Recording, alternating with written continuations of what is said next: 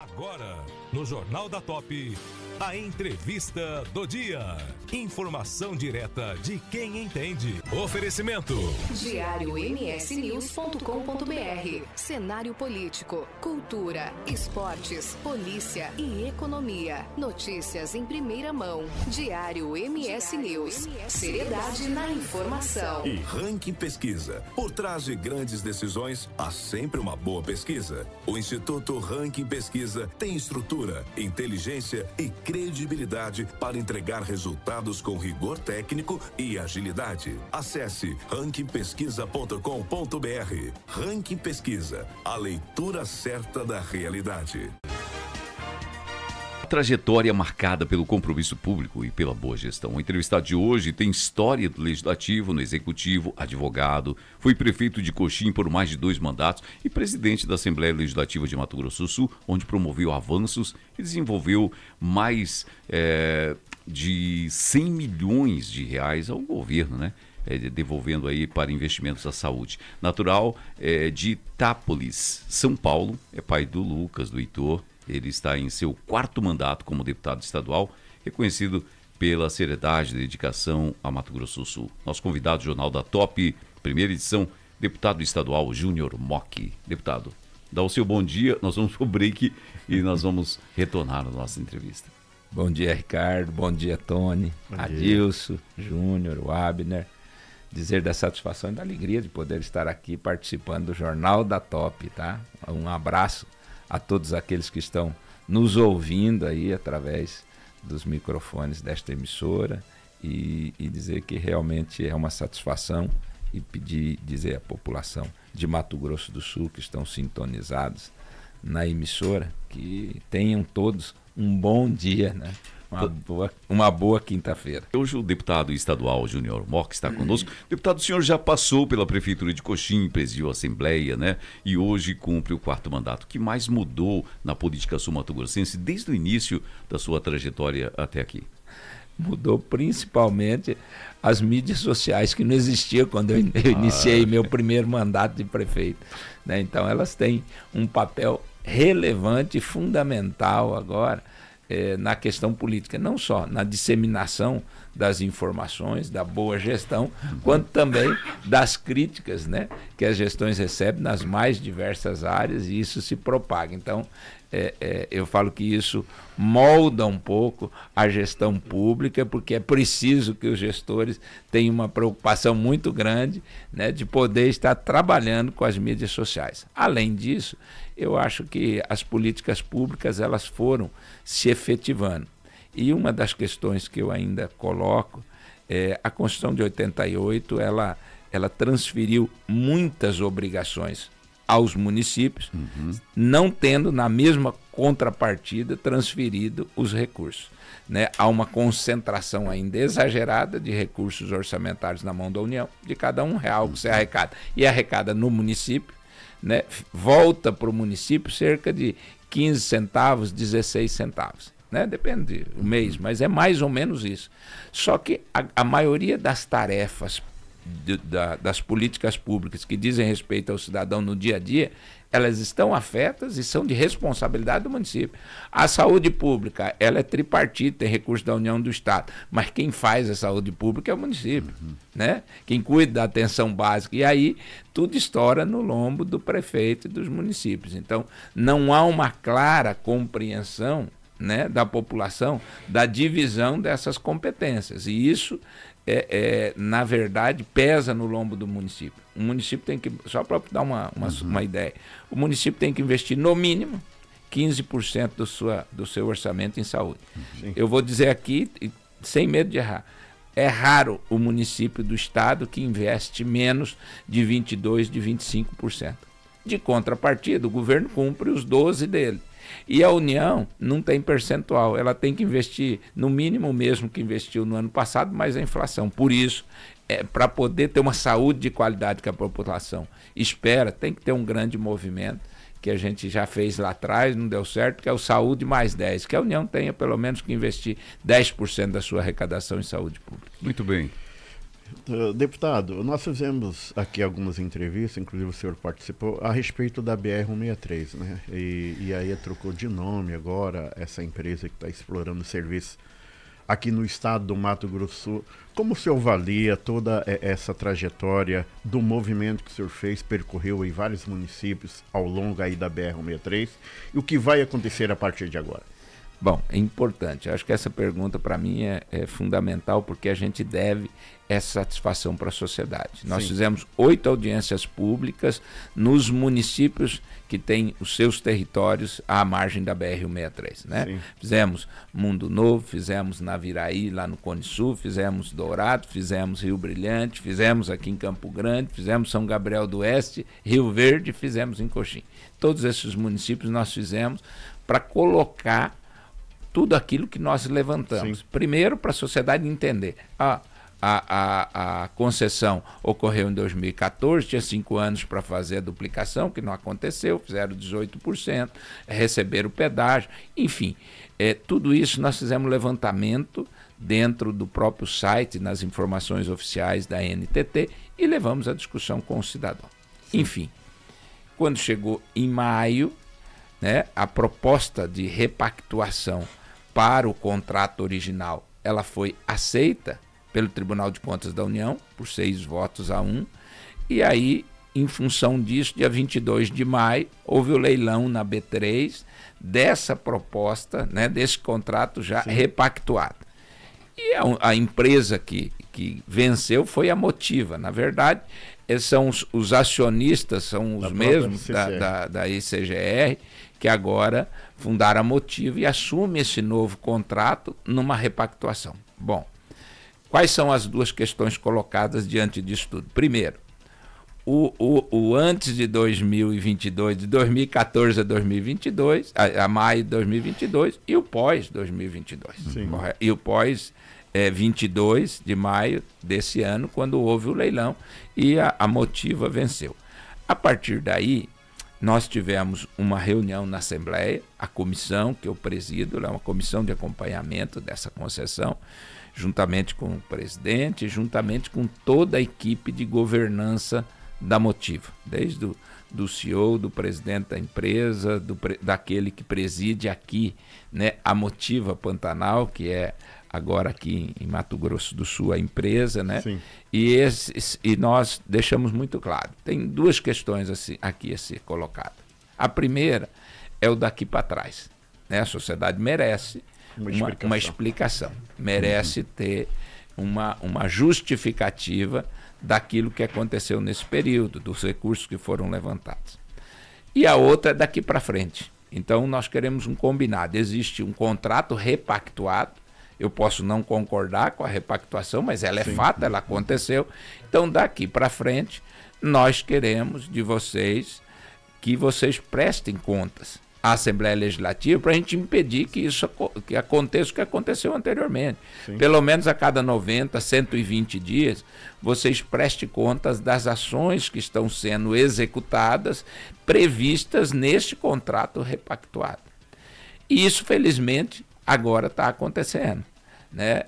Nós recebemos já nessa semana, né, por parte da Motiva, nós recebemos, eu estou distribuindo a comissão, na verdade foi agora 2, 3 dias atrás, nós recebemos a perícia, né, uma auditoria lá, uma perícia encomendada pela própria empresa sobre esse período para trás, que foi apresentado ao Ministério Público Federal. Então, o nosso papel era fazer todo o levantamento, ter todos os dados, ter o aval da população e apresentar ao Ministério Público Federal, que cabe a ele, né, ingressar com a ação competente contra a empresa. O Ministério Público Federal, quando recebe essa denúncia, foi até a Assembleia, o representante do Ministério Público Federal, recebeu essa representação, essa denúncia que nós fizemos oficialmente após as audiências públicas, e o Ministério Público Federal instaurou um inquérito para apuração dos fatos, ok? E aí, agora a empresa foi notificada, obviamente, para se manifestar sobre o processo, e ela apresentou lá Deputado, é um tema assim, dessa BR-63 assim, muito delicado, mas assim, qual que é a perspectiva de futuro que você enxerga? Então, assim? Agora, bom, vamos deixar o para trás, então eu expliquei tudo só para ter clareza como estão a situação. Aí daqui para frente, eles hoje, eu falo assim, até para uma grata surpresa, eu sou aquele que falei, tem o lado também positivo. Claro. Em relação a esse novo contrato, hoje nós temos 7 pontos no trecho da BR onde estão acontecendo as obras. Começaram em todo o trecho já. Eles estão, inclusive, antecipando um dos trechos que é caótico, né, que é o trecho da entrada da área sul, que é de Mundo Novo, Itaquiraí, e Eldorado, Itaquiraí, é o lugar que está recebendo, nesse momento, mais investimentos e atenção da Motiva. Aí, além de lá, nós temos ali em Dourados, nós temos na saída aqui de Campo Grande, porque eles dividiram, para efeito de operacionalização, eles dividiram em duas regiões. Duas. Campo Grande a Mundo Novo, Campo Grande a Sonora. Cada uma delas tem uma empresa grande aqui de Campo Grande, a Sonora é a Aterpa, é uma empresa grande, se você olhar o maquinário que está mexendo, eu passo na estrada, tudo novo.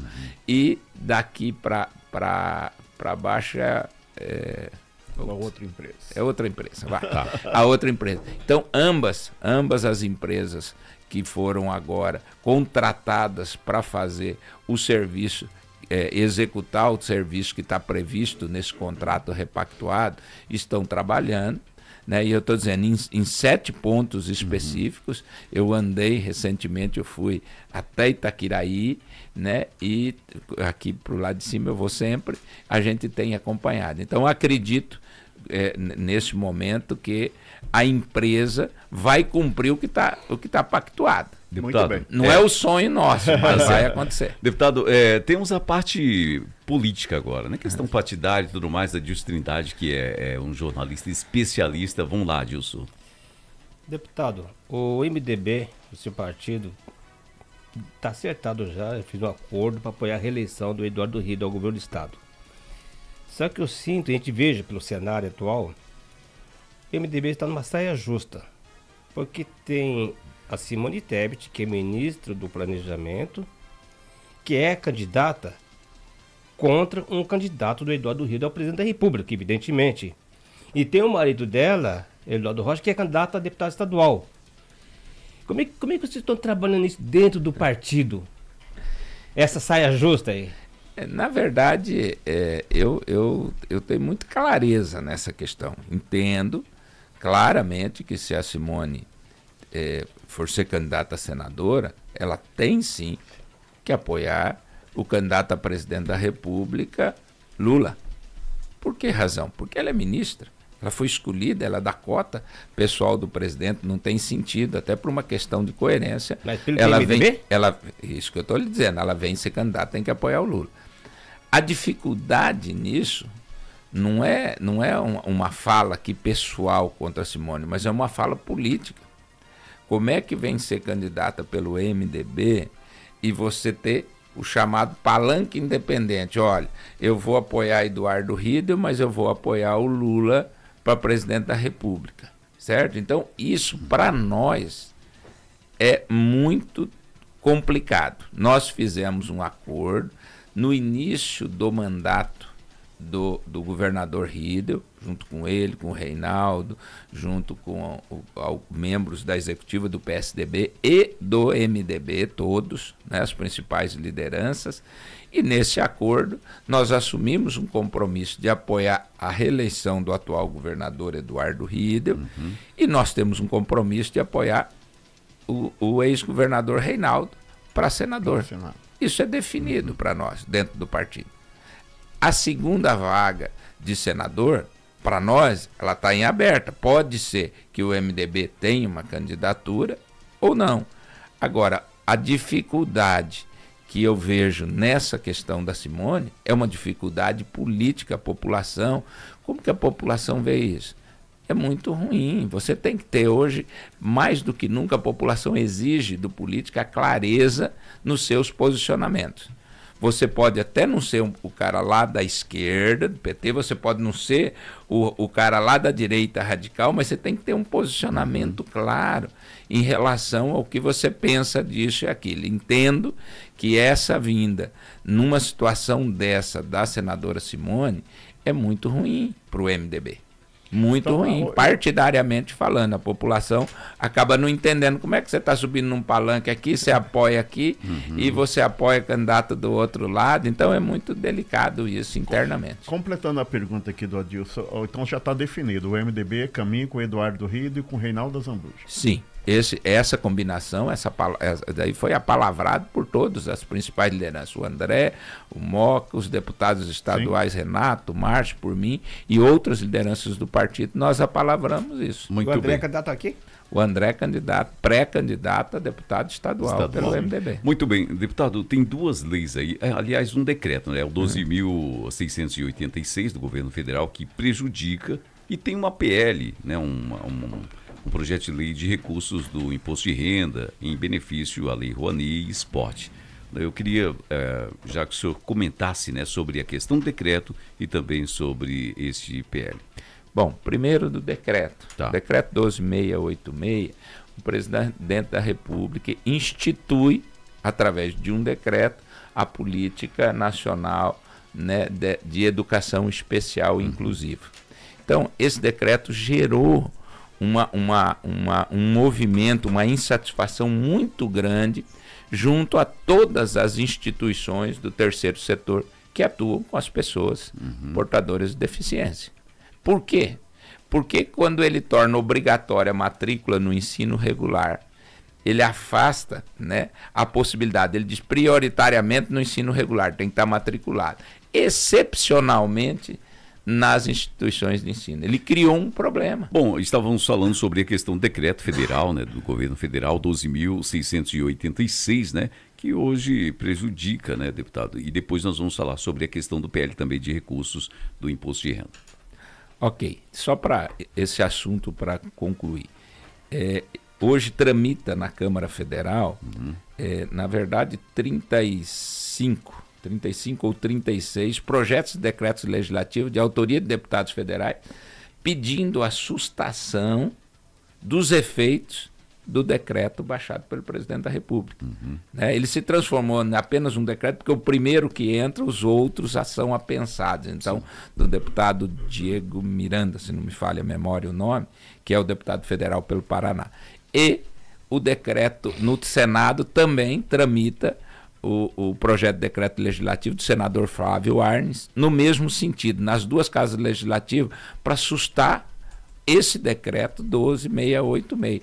Entendo que é um equívoco na forma como foi colocado o decreto e por isso nós entramos com uma moção de repúdio ao decreto, mas também, junto com todas as entidades, nós fizemos uma reunião, assinamos e fizemos uma indicação para apoiar os projetos de decreto legislativo. Encaminhamos essa indicação a todos os nossos parlamentares, pedindo a eles que votem favorável aos projetos de decretos legislativos que estão tramitando na Câmara e no Senado para sustar o decreto 12.686 do dia 20 de outubro. Foi recente agora.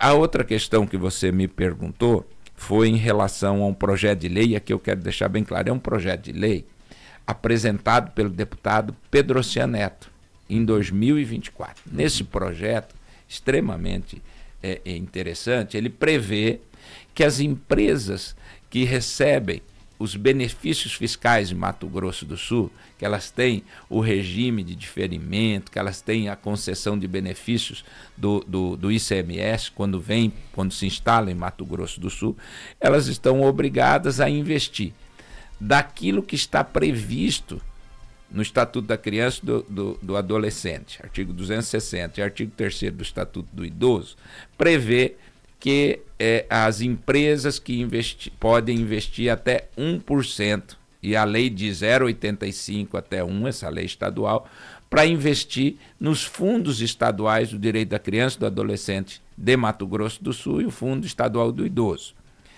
Essa lei estava em tramitação, eu peço vista na CCJ, e agrego, eu amplio um pouquinho o escopo de atendimento da lei. Nós ampliamos para que, além dos fundos, de atender aos fundos, elas possam direcionar os recursos que ela tem, que ela pode do imposto de renda, porque não aumenta para ela, na verdade é do imposto devido que ela vai fazer o investimento. Para investimento na cultura, com os projetos que estejam devidamente cadastrados e aprovados pela Lei Rouanet, ou no esporte, na Fundesporte, ou na Fundação de Cultura, né? Ou no esporte, nos projetos que também estão credenciados pela Lei de Incentivo ao Esporte. O que significa isso na prática? Só para você ter uma ideia. Dados nos dão conta que essas empresas investem aí milhões. E, na verdade, esses investimentos, a maior parte estão nos estados do Sudeste e Sul do país, na região Sudeste, Sul e na região Nordeste. Essas empresas estão instaladas em Mato Grosso do Sul, a maioria delas. E elas acabam não investindo aqui porque nós não tínhamos, primeiro, o arcabouço legal para permitir ou para obrigar esse investimento, que é esse caso que nós fizemos agora. Essa lei foi aprovada, foi sancionada dia 28 de outubro, para aproveitar, inclusive, esse prazo agora até o final do ano, porque as empresas fazem esses aportes para que a gente tenha recursos para incentivo às nossas atividades culturais e incentivo ao esporte em Mato Grosso do Sul. Muito bem, queremos aqui agradecer, né? Nosso tempo é exímio na questão, queríamos até outras perguntas, né, Tony? Verdade, o Júnior Mock, ele é um deputado muito atuante, presidente da Assembleia, né? Ajuda a conduzir o MDB aqui no estado há muito tempo. E cuida muito de Camapuã, viu? Os moradores de Camapuã têm muitas emendas, o prefeito, São Gabriel do Oeste, Bandeirantes, aliás, região aqui, né? Principalmente norte. Do norte do estado. É muito assistida pelo deputado Júnior Mock. É uma alegria imensa saber que ele está aqui. Nós temos um combinado aqui, deputado, no estúdio e na rádio, de sempre estar divulgando as boas ações dos nossos parlamentares, né? E o senhor é um deles que está aí sempre atuando em prol da população. Com certeza. Deputado, nossos microfones da Top FM à sua disposição. Olha, primeiro eu quero cumprimentar e agradecer, né, ao convite de poder estar participando. Segundo, de poder estar com pessoas ilustres aqui, debatendo. O Adilson, meu amigo de longa data, com o Tony, com você, Ricardo, com a equipe. Terceiro, eu falo assim, saber que neste momento nós estamos aí por todo o estado, através de toda uma rede de comunicação, e é importante porque a população precisa saber acompanhar realmente o trabalho legislativo. Eu acho que o trabalho prestado pela Top FM, pela emissora, quando abre a oportunidade ao Legislativo, é poder realmente fazer com que a população possa acompanhar e entender aquilo que está acontecendo dentro do Poder Legislativo, né? Muitas vezes o Executivo é mais visto, eu costumo brincar, eu falo assim, o Executivo e o Legislativo tem caneta. Sim. Só que a caneta do Legislativo não tem tinta. Ele faz as leis, aprova para o Executivo cumprir, mas quem assina a ordem de pagamento ou assina o cheque, agora a transferência é o Executivo. Então, por isso ele aparece mais. Então, assim, agradeço essa oportunidade, agradeço a todos os que estão sintonizados, ouvindo aqui o Jornal da Top, e dizer reafirma aqui o nosso compromisso de trabalho e dedicação em favor de Mato Grosso do Sul e de todos os seus municípios e da população de uma forma geral. Que Deus nos abençoe a todos. Oferecimento diariomsnews.com.br. Cenário político, cultura, esportes, polícia e economia. Notícias em primeira mão. Diário MS News. Seriedade na informação. E Ranking Pesquisa. Por trás de grandes decisões, há sempre uma boa pesquisa. O Instituto Ranking Pesquisa tem estrutura, inteligência e credibilidade para entregar resultados com rigor técnico e agilidade. Acesse rankingpesquisa.com.br. Ranking Pesquisa, a leitura certa da realidade.